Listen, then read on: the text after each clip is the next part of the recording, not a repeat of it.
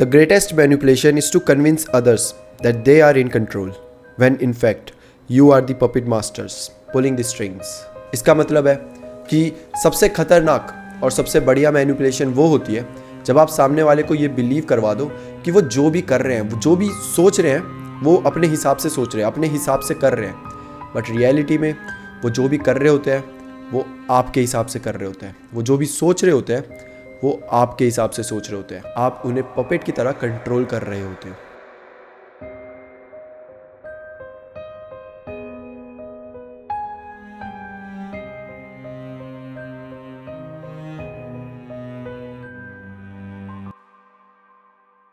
ये बात धीरे धीरे आपको इस वीडियो में जैसे जैसे आगे बढ़ोगे आपको समझ आएगी कि कैसे कुछ यूट्यूबर्स ने ये जो manipulation, the art of manipulation है, इस पे एकदम महारत हासिल कर ली है। कैसे वो अपनी ऑडियंस को इस कदर मैनिपुलेट कर रहे हैं कि मतलब जो वो बोल रहे हैं ऑडियंस मान रही है। मुझे पर्सनली किसी से कोई हेट नहीं है और ना मुझे फ़र्क पड़ता है, कोई कुछ भी करता रहे, कुछ भी बनाए, अपलोड करे, आई डोंट केयर। बट जो अभी हो रहा है ना रिसेंटली, वो एक्चुअली काफ़ी गलत है और वो ऑडियंस पे काफ़ी गलत इम्पैक्ट डाल सकता है, जो कि आगे चलकर वीडियो में आपको पता भी चलेगा कैसे। ऑडियंस को बहुत गलत दिशा दिखाई जा रही है जो कि ऑडियंस को सीरियस हार्म तक पहुंचा सकता है। ये सारी चीज़ें वो हो रही है जो प्रॉपर कल्ट लीडर्स करते हैं। अपने लोगों का ब्रेन वॉश कर देना, उन्हें इस कदर मैन्युपुलेट करके रख देना कि सामने वाला जो भी बोले उनकी ऑडियंस को मानना ही पड़ेगा। आजकल एक टॉपिक बहुत ज़्यादा ट्रेंड में चल रहा है और आप में से भी बहुत सारे लोगों ने मुझे बोला था कि इस पर वीडियोस बनाओ। तब तो मैंने नहीं बनाई, 1-2 महीने हो ही गए इस चीज़ को। मुझे लगा नहीं था कि कभी मैं बनाऊंगा, मेरा ये जॉनरा है ही नहीं। बट आई डोंट नो, आज मुझे बनानी पड़ रही है क्योंकि भाई मैं 2 दिन से रील देख रहा हूँ, कितनी ज़्यादा वीडियोस इस पे बन चुकी है, कितनी ज़्यादा रील्स इस पे बन चुकी है, शॉर्ट्स, और क्या ही हो रहा है मुझे समझ नहीं आ रहा।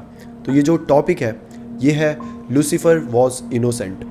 तो thanks to all YouTubers, Lucifer अब इनोसेंट हो चुका है। ओके, सो बेसिकली इन सब का पॉइंट ये है कि जो भगवान की, जो गॉड की लोग पूजा करते हैं और जिस सैटन को सब डेविल मानते हैं, क्या हो अगर आपको ये पता चले कि ये बिल्कुल उल्टा है। ये बताना चाहते हैं कि जो गॉड है वो सैटन है, वो डेविल है, और असल में जो सैटन है, लूसीफर, वो गॉड है जो आपको रियल विजडम देना चाहता है, जो ये चाहता है कि आप में इतनी सोचने समझने की शक्ति हो कि आप लोगों से सवाल पूछ सको, ना कि जो पहले से चलता आ रहा है उस पर बस आंख बंद करके विश्वास कर लो। सैटन जो है वो आपके दिमाग के उस पोटेंशियल को जानता है जिससे शायद आप सब भी वाकिफ ना हो। तो बेसिकली यहाँ पे ये बताया जा रहा है कि भाई सैटन तो हमें लाइटन करने वाला है, हमें राह दिखाने वाला है कि कैसे हर चीज़ पे बिलीव मत करो, रेबल बन जाओ, पूछो कि क्यों हो रहा है, कैसे हो रहा है, किस लिए हो रहा है। ठीक है, मेक सेंस। और उसके बाद ये सब लोग, जितनी भी मैंने रील्स देखी, यूट्यूबर्स जो भी, ये एक बढ़िया सा एक स्टोरी आपको बता देते हैं कि भाई ऐसा ऐसा हुआ था, और उसके बाद तो आप कन्विंस हो जाओगे कि हाँ यार, जो लूसीफर ने किया वो किया तो बढ़िया चीज़ थी। तो इनकी स्टोरी कुछ ऐसी होती है। According to the Bible, Adam and Eve ये ऐसे लोग थे जिन्होंने ह्यूमैनिटी को आगे बढ़ाया, जो कि इस दुनिया के सबसे पहले 2 ह्यूमंस थे, एडम एंड ईव। एडम और ईव एक गार्डन में रहते थे जो कि बहुत सुंदर था, कि जितना आप इमेजिन भी नहीं कर सकते, इतना सुंदर, हेवन से भी ज़्यादा सुंदर। और उस जगह का नाम था गार्डन ऑफ एडन। उस गार्डन में 2 ट्रीज थे। फर्स्ट ट्री था द ट्री ऑफ लाइफ और सेकेंड ट्री था the forbidden tree of knowledge. आप ऐसे भी समझ सकते हो कि जो फर्स्ट ट्री था वो था जिंदगी जीने के लिए जो लिमिटेड नॉलेज चाहिए होता है, उसका ट्री, जिसके फ्रूट्स खा के एडम और ईव को उतना ही पता चलेगा जितना एक इंसान को जीने के लिए ज़रूरी होता है, जिसमें वो अपने दिमाग का उतना ही यूज़ कर पाएंगे जितना उसे ज़रूरत हो, और वो ज़्यादा सवाल वगैरह नहीं करेंगे किसी से भी। वहीं पर जो दूसरा ट्री था, यानी कि फॉरबिडन ट्री ऑफ नॉलेज, उसके फ्रूट खाकर आपके दिमाग का पोटेंशियल इतना बढ़ जाएगा कि आप सीधा भगवान से जाकर सवाल पूछ पाओगे। और इतना ही नहीं, उनके दिमाग में और सवाल भी आएंगे गॉड को लेकर कि क्या हम क्यों उनकी सोचें। सब अपने ही दिमाग में रेबल बन जाएंगे। सब ऐसा सोचेंगे कि जो गॉड बोल रहे हैं हम वो क्यों करें, हम तो कुछ और भी कर सकते हैं। क्या जो गॉड बोल रहे हैं वो सही है, या क्या वो सही हो सकता है, हम अपनी तरीके से करेंगे। इस टाइप के थॉट्स उनके दिमाग में आएंगे। एडम और ईव को पहले ट्री यानी कि द ट्री ऑफ लाइफ से फ्रूट्स वगैरह खाने की परमिशन थी। ये परमिशन उनको गॉड ने ही दी थी, लेकिन साथ ही साथ उन्हें ऐसा कहा गया था कि तुमने सेकंड ट्री यानी कि the forbidden tree of knowledge से कुछ भी खाया तो तुम्हारी जान तक जा सकती है। अब मौत का डर तो सबको होता ही है और इसीलिए एडम और ईव ने कभी भी दूसरे पेड़ से कुछ भी खाने का कभी सोचा तक नहीं था। तभी गार्डन ऑफ एडन में एक और चीज़ की एंट्री होती है जो कि एक सांप होता है। उस सांप ने एडम और ईव को बड़ी मुश्किल से कन्विंस कर लिया उस फॉरबिडन ट्री ऑफ नॉलेज से फल खाने के लिए। और जैसे ही ये बात गॉड को पता चली वो बहुत ज़्यादा गुस्सा हुए और उन्होंने एडम और ईव को गुस्से के मारे गार्डन ऑफ एडन से बाहर निकाल दिया और अर्थ पे भेज दिया। वेल जानते हो वो सांप जिसने इन दोनों को बार बार कन्विंस करने की कोशिश करी और फाइनली कन्विंस कर दिया था, वो सांप कौन था? दरअसल उसी सांप को बाइबल में लूसीफर कहा गया है। वेल ये पूरी स्टोरी है और जितने भी यूट्यूबर्स हैं और इंस्टाग्राम पे रील बन रही है वो सब इस स्टोरी को अच्छे से हाईलाइट कर रहे हैं और उनका ये बोलना है कि लूसीफर तो यहाँ हम सबका अच्छा करना चाहता था। वो फ्रूट खिलाकर हमारे मतलब आंखें खोलना चाहता था, वो हमें ज़्यादा सोचने की शक्ति देना चाहता था। वो बताना चाहता था कि देखो गॉड तुम्हें कंट्रोल कर रहा है और तुम उसके द्वारा कंट्रोल हो रहे हो। तो सबका यही मानना है कि लूसीफर हमें बचाना चाहता था और वहीं पे जो गॉड है, भगवान है, वो हमें कंट्रोल करके रखना चाहते थे। वो कभी नहीं चाहते थे कि हम इवॉल्व हो, हमारी डेवलपमेंट हो, हम दिमाग से ज़्यादा सोचें और बस स्लेव की तरह उनका काम करते रहें। वेल अगर ये स्टोरी मैं भी इस तरीके से पुट करके यहीं पे ख़त्म कर दूँ तो शायद मेरी ऑडियंस को भी शायद ये लगे कि हाँ यार लूसीफर था तो सही, मतलब अच्छा था, हमारे लिए तो अच्छा ही सोचा था, इनफैक्ट गॉड ही गलत होंगे, राइट। और ऐसा ही इन सब यूट्यूबर्स ने करा है। ये एक छोटी सी चीज़ बता दी है और उसके बाद इस पे एक बढ़िया सी बुक लिख दी है, लूसीफर वॉज इनोसेंट। वेल बाकी यूट्यूबर्स ने शायद आपको बाकी चीज़ें नहीं बताई होगी बट मैं आपको रियल फेस ऑफ लूसीफर दिखाऊंगा। मैं आपको वो सारी चीज़ें बताऊंगा जो बाइबल में लिखी हुई है, जिनका हर जगह जिक्र करा हुआ है और फिर एंडिंग में आप ही बताना कि वॉज लूसीफर इनोसेंट। पर यहाँ पे दाद देनी पड़ेगी मार्केटिंग स्ट्रेटेजी को, मतलब कि एक बुक लिख दी और उसके बाद इतना बवाल उस चीज़ पे खड़ा कर दिया है। मैं भी सोच रहा हूँ एक्चुअली मैं भी एक बुक लिख लेता हूँ, दुर्योधन वॉज इनोसेंट, जिसमें मैं दिखाऊंगा कि कैसे दुर्योधन ने एक सूत पुत्र जो कि इतना विद्वान, इतना शक्तिशाली और इतना बेहतरीन धनुर्धर था, उसको रिस्पेक्ट दी। जहाँ पर सब उसे सूत पुत्र बोलते थे, उसे अपने जूते का मैल समझते थे। वो हालांकि बहुत बहुत बढ़िया धनुर्धर था बट उसे कभी भी धनुष नहीं चलाने देते थे, उसे तीर नहीं मारने देते थे क्योंकि उसके लेवल छोटे थे, वो राजा नहीं था ना। बट वहीं दुर्योधन ने उससे दोस्ती करी, उसको अपना दोस्त बनाया और कोई उसे सूत पुत्र ना बोल सके, इसलिए उसको एक पूरा मतलब अपना राज्य दे दिया। जिसके बाद दुर्योधन के दोस्त को सूत पुत्र कर्ण नहीं बल्कि अंगराज कर्ण बुलाया जाता है। तो दुर्योधन ने तो कितना अच्छा किया यार, अपने दोस्त कर्ण के लिए मतलब कितना ही सही चीज़ करी, पूरी दुनिया के खिलाफ जाकर। उस टाइम तो कोई सोच भी नहीं सकता था कि मतलब सूत पुत्र है तो कैसे ये लड़ेगा, ये वो ब्ला ब्ला ब्ला, बट दुर्योधन ने उसके लिए स्टैंड लिया। तो मेरे ख्याल से दुर्योधन वॉज इनोसेंट, राइट। और अगर आपको इसमें मज़ा नहीं आया तो मैं एक और किताब लिख सकता हूँ, शकुनी वॉज इनोसेंट। कैसे एक भाई ने अपनी बहन के लिए पूरा राज्य छोड़ दिया और कैसे वो पूरी ज़िंदगी अपनी बहन के साथ रहा, सिर्फ उसकी खुशियों के लिए और उसके बच्चों को उनका अधिकार दिलवाने के लिए। तो शकुनी तो भाई कितना अच्छा भाई था। तो शकुनी पे भी एक बुक तो बनती है। और तीसरी बुक लिखूंगा मैं, रावण वॉज इनोसेंट। कैसे एक भाई ने अपनी बहन के साथ हुए अन्याय के लिए पूरी दुनिया से लड़ाई कर ली, अपनी जान तक की उसने नहीं सोची, अपने पूरे बच्चों की, भाइयों की, किसी की जान की नहीं सोची और चल पड़े पूरी दुनिया से लड़ने। तो Ravan was innocent, right. Well आप समझ रहे हो मैं यहाँ क्या कह रहा हूँ, मैं क्या बताना चाहता हूँ कि कैसे किसी भी इंसान के या किसी भी चीज़ के एक फेस को उठाकर कैसे उसको हीरो दर्शाया जा सकता है। उसने बस एक चीज़ अच्छी करी होगी, शायद अच्छी हो ना हो, बट उस चीज़ को हम ऐसे हीरोइक टाइप दिखा देते हैं कि वो इंसान एकदम हीरो लगने लग जाता है। और वही चीज़ करी जा रही है लूसीफर के साथ। वेल लूसीफर की रियल स्टोरीज मैं आपको बताता हूँ।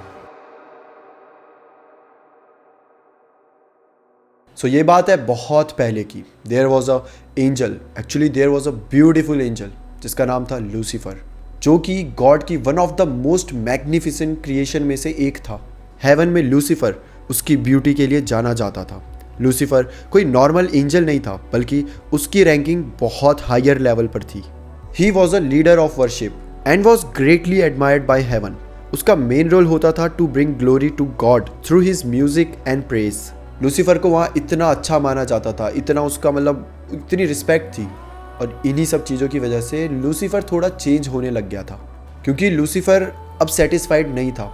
इतनी रिस्पेक्ट, इतनी एडमायरेशन, ये सब मिलने के बाद भी लूसीफर को और चाहिए था, लूसीफर को और पावर चाहिए थी, और फॉलोअर्स चाहिए थे, और लूसीफर खुद को गॉड से कंपेयर करने लग गया था। वो चाहता था जिस तरीके से गॉड को पूजा जाता है लूसीफर को भी वैसे ही पूजा जाए। और लूसीफर अब हेवंस के एंजल्स को अपनी साइड धीरे धीरे लेने लग जाता है। उनको यही बोलता है कि हम गॉड को हराकर खुद राज करेंगे, जिसकी वजह से गॉड और लूसीफर के बीच में होती है first battle in heaven. Lucifer का छोटा भाई माइकल वो गॉड की साइड से लड़ रहा था अपने ही बड़े भाई लूसीफर के खिलाफ। आखिर में लूसीफर एंड उसके फॉलोअर्स ये बैटल हार जाते हैं, जिसके बाद लूसीफर और उसके फॉलोअर्स को हेवन से फेंक दिया जाता है। लूसीफर हेवन से कई ज़्यादा दूर जाकर गिरता है और फिर वहीं रहने लग जाता है। And that was the birth of the hell.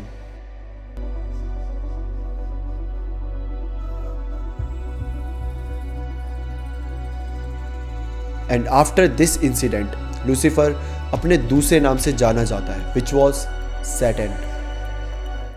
बताया जाता है कि आज के टाइम में भी लूसीफर और उसके फॉलोअर्स यही काम कर रहे हैं। इसी दुनिया में उसके फॉलोअर्स घूमते रहते हैं और लोगों को भड़काते रहते हैं, लूसीफर की बड़ाइयाँ करते रहते हैं, भगवान की बुराइयाँ करते रहते हैं और सबको बस उनके सही मार्ग से भटका रहे हैं।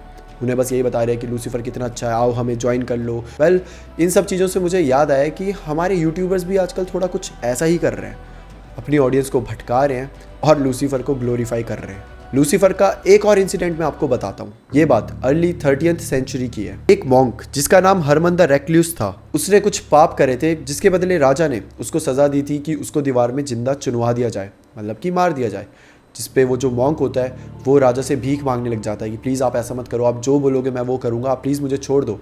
वेल, राजा उसको छोड़ना नहीं चाहता था तो वो उसको एक टास्क देता है। वो बोलता है कि ठीक है, तेरे पास सुबह तक का टाइम है, तू मेरे लिए एक ऐसी किताब लिख जिसमें दुनिया के सारे जादू टोने मंत्र ब्लैक मैजिक जो सब भी है उन सब का जिक्र हो, उन सब का मेंशन हो, और अगर तूने ये लिख दी मैं तुझे छोड़ दूंगा, बट अगर तू ये सब नहीं लिख पाया तो तेरे को कल सुबह सज़ा मिलेगी।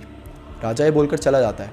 मॉन्क परेशान हो जाता है कि मैं ये सब कैसे लिखूँगा, मुझे तो इनका आइडिया ही नहीं है और मुझे तो अपने देश का आइडिया नहीं है, पूरे दुनिया का मैं कैसे लिख सकता हूँ। मॉन्क को कुछ समझ नहीं आ रहा होता।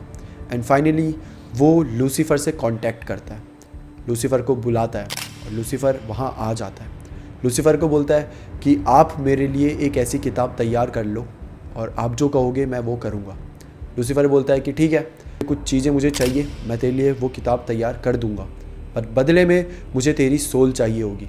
मॉन्क सोचता है कि वैसे भी मैं मरने ही वाला हूँ, तो ठीक है, अगर आप जो भी बोलोगे, अगर मैं उससे बच सकता हूँ तो आप करो जो आपको करना है, मैं आपका पूरा साथ दूंगा, आप ले लेना मेरी सोल जो भी आपको करना है, बट मैं ज़िंदा तो रहूँगा ना। हाँ, तू ज़िंदा रहेगा, ये लूसीफर ने कहा था। ठीक है, अब लूसीफर मॉन्क से मांगता है अलग अलग जानवरों की स्किन, और वो भी जिंदा। लूसीफर का कहना था कि जब जानवर जिंदा हो तब उनकी बॉडी से स्किन को निकालो, वो जिंदा होने चाहिए, ठीक है, वो तड़पने चाहिए, तब उनकी बॉडी से स्किन को निकालो और ऐसे मुझे अलग अलग जानवरों की स्किन दो, और टोटल जितने जानवरों की तुम मुझे स्किन ला कर दोगे उसका वेट होना चाहिए 700 किलो, 700 kg। हरमन बिना कुछ सोचे समझे हाँ कर देता है, और तब लूसीफर एक ऐसी किताब लिखता है जिसका नाम पड़ता है द कॉडेक्स गीगा, also known as Devil's Bible. उस किताब की लंबाई 92 सेंटीमीटर है और उसका वजन 75 kg है। आज भी वो किताब स्वीडन के नेशनल लाइब्रेरी में रखी हुई है। उस किताब में खुद शैतान की फ़ोटो तक है। और हाँ, जब लूसीफर ने ये किताब लिख दी थी तो अगले दिन जब सैनिक जाकर वो किताब देखते हैं, वो एक और चीज़ देखते हैं कि किताब के बगल में पड़ी होती है हरमन की बॉडी, मतलब कि हरमन मर चुका था। लूसीफर ने जो उसे वादा किया था कि मैं बचा लूँगा, ये वो ब्ला ब्ला, ऐसा कुछ भी नहीं हुआ था। अब ये सारी स्टोरी सुनकर आप मुझे बताओ कि वॉज लूसीफर इनोसेंट जैसा कि बाकी क्रिएटर्स बता रहे हैं? मुझे तो लूसीफर इनोसेंट नहीं लगता। मुझे नहीं लगता कि कोई भी एक किताब लिखने के लिए जानवरों को मारेगा, और मारना तो छोड़ो, उस जानवरों को ज़िंदा रखकर उनकी स्किन निकलवाएगा। ये किसी एंजल का तो काम नहीं है। वेल, असलियत तो ये है कि आप जितनी भी रील्स, शॉर्ट्स, वीडियोस इस टॉपिक से रिलेटेड देख रहे हैं, ये सब कुछ नहीं बल्कि एक मार्केटिंग स्ट्रेटजी है। ये जो तीर्थ प्रसाना है वो एक बुक लेकर आया, लूसीफर वॉज इनोसेंट, और बस उसे बेचना चाह रहा है। तो ये सब सारी चीज़ें पेड प्रमोशन है। It was a smart move, but अपने भगवान को शैतान बता देना एक कुछ चंद पैसों के लिए, स्मार्ट तो नहीं कहूँगा मैं। इसी टॉपिक पर एक काफ़ी फेमस वीडियो बनी है जिसको 3 मिलियन प्लस व्यूज़ आ चुके हैं, जो कि अमन की साइड से है। Well, Aman seems like a good kid, मतलब कि मैंने उसका कंटेंट देखा है, हम दोनों का जॉनरा सेम ही है, अब शायद ना हो लेकिन हाँ पहले सेम था, और मैंने उसका देखा था, मुझे सही लगता था, बढ़िया था, लेकिन आई डोंट नो व्हाई उसने निकाली, बट ठीक है जो भी है। अमन ने ये वीडियो निकाली और इसमें पूरे टाइम उसने एक तो तीर्थ को ऐसा एकदम मिस्टीरियस टाइप का बंदा दिखा दिया है कि मतलब वो अच्छे से, जब मैं उससे बात करने गया तो वो चुप था, अजीब सी स्माइल दी उसकी स्माइल में कुछ अजीब ही बात थी। फिर उसे अचानक से मेरा एड्रेस पता चल गया, अचानक से उसे मेरा नंबर मिल गया, उसने मेरे को बुक फ्री में दे दी। चलो इन सब चीज़ों में एक फ़ायदा हो गया कि भाई के पास एक प्रीमियम मेंबरशिप है, बुक फ्री में मिल गई, नाइस। बाय द वे ये बढ़िया है तीर्थ का, पूरे दिन लूसीफर वॉज इनोसेंट करो और रात को सबके घर में जाके किताबें बांटो। मतलब ये तो चतुर्लिंगम स्ट्रैटेजी है। चतुर्लिंगम लोगों को पढ़ने से भटकाता था और हमारा तीर्थ लोगों को जीवन से भटकाने में लगा हुआ है। सही है एकदम। By the way, coming back to the topic, Aman ने तीर्थ की एक काफ़ी मिस्टीरियस इमेज बना दी और उसके बाद पूरी वीडियो में यही बोला कि कैसे लूसीफर वॉज इनोसेंट, कि आप अगर वीडियो देखोगे तो आपको पता चल जाएगा कि लूसीफर इनोसेंट था, ये वो ब्ला ब्ला जो भी है। और उसके ऑडियंस ने माना भी होगा क्योंकि आपका फेवरेट यूट्यूबर कुछ बोल रहा है तो आप यकीन करते हो। और पता है, जब मैं इस वीडियो की डिस्क्रिप्शन में गया तो वहाँ पे कुछ लिखा हुआ था जिसे देख के भाई मैं तो हिल गया। पता है क्या लिखा हुआ था? This book and video both are based on fictional theory / concept. शेड भाई, मैं कितने सपने लेकर गया था यार। मुझे लग रहा था कि ये वीडियो देखने के बाद मेरी ज़िंदगी बदल जाएगी, ये बुक खरीदने के बाद मेरी ज़िंदगी बदल जाएगी, मेरी आंख खुल जाएगी, मुझे दुनिया का सच पता चल जाएगा। रेड पिल, ब्लू पिल, मुझे लगा था मुझे रेड पिल, ब्लू पिल सब कुछ मिल जाएगी। एडम और ईव के बाद सिर्फ मैं ही हूँगा जिसे द फॉरबिडन नॉलेज का सौभाग्य प्राप्त होगा। बट ये मैं क्या देख रहा हूँ कि ये सब फिक्शनल थ्योरी है। फिक्शनल मतलब कि रात को किसी को सपना आया, उसने अपने सपने को लिख दिया, उसने एक बुक बना दी और अब दुनिया को उसको सच फैक्ट बनाकर बेच रहा है। सबको बोल रहा है कि ये फैक्ट है, ये प्रूफ है, इसके बाद प्रूफ हो ही जाएगा कि हाउ लूसीफर वॉज इनोसेंट ब्ला ब्ला ब्ला, और डिस्क्रिप्शन में लिखा है कि ये सब फिक्शनल है, ये थ्योरी है। वेल गाइस, आपको पता है इसका आफ्टर मैथ क्या है? क्यों मैं एक्चुअल चाहता हूँ कि ये सारी चीज़ें लोगों पे प्रभाव ना डालें, लोग इससे ज़्यादा वो ना हो मैनिपुलेट, क्योंकि अब लोग लूसीफर यानी कि सैटन इसके बारे में ज़्यादा सर्च करेंगे, ज़्यादा बातें होंगी, ज़्यादा वीडियोस बनेंगी और धीरे धीरे करके ये सारी चीज़ें फैलने लग जाएंगी। और जब लोग सैटन के बारे में सर्च करेंगे तो उनको पता चलेगा कि कैसे सैटन आपको फेमस करवा देता है, आपको नाम शोहरत सब कुछ दे देता है, पर बदले में वो आपको सिर्फ एक ही चीज़ करने को बोलेगा और वो आपको करनी पड़ेगी। और आपको पता है वो चीज़ क्या होगी?